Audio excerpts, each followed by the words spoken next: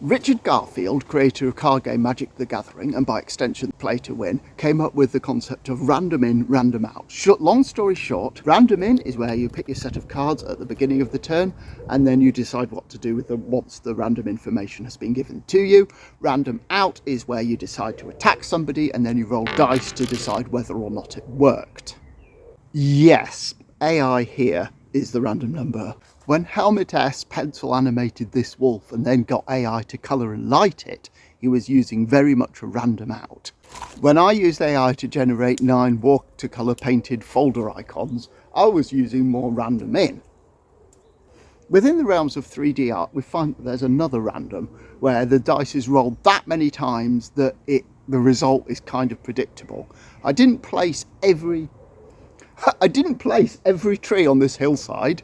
I painted in the areas where I wanted the trees to be and used random numbers to place them. Most artists are proper hating on AI, and rightly so.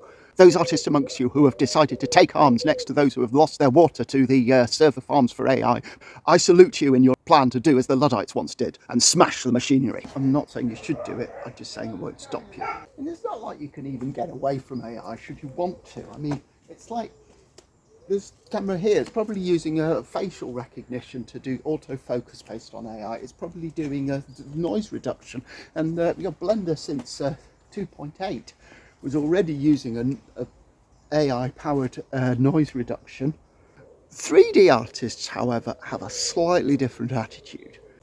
3D art is actually collage. There's no way that this person created every tree themselves, and even if that, they didn't create every texture for every tree.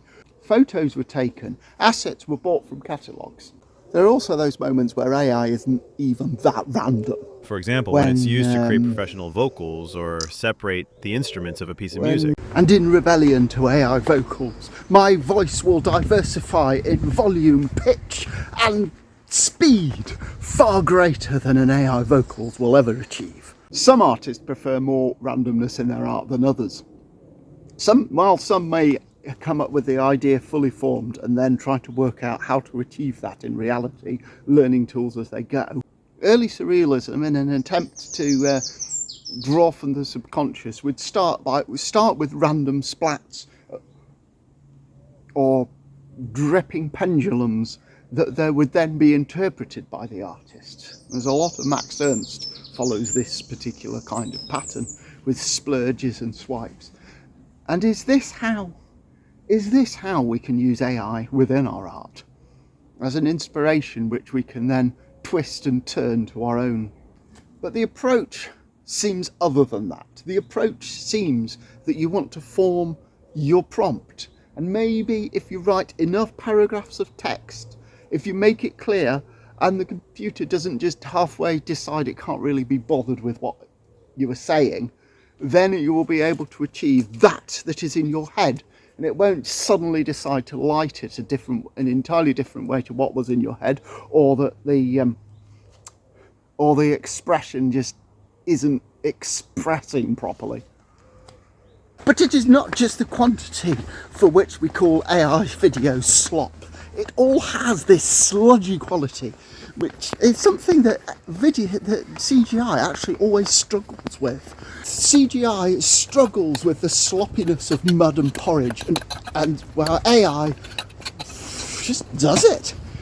Ideally, I want to have the AI paint in some mud after that the precise geometry and mathematics of my CGI has already created. And they're selling a laptop sold on the basis of security, and saying it's got all AI powered. And in what way is AI secure? It's a black box. Nobody knows what goes on in the mind of the AI. You put stuff in, stuff comes out. What happens between? Nobody knows. In what way is that secure? AI is being sold on all kinds of things. Nobody actually wants it. I don't think anybody actually wants AI, but there's no getting away from it. And then you see videos like this and you're like, well, this really could only be done by AI. We'll try to work out how you do this with 3D polygons and morphing. It's quite beautiful and absolutely fascinating. Can you tell me the 4 times I've used AI in this video?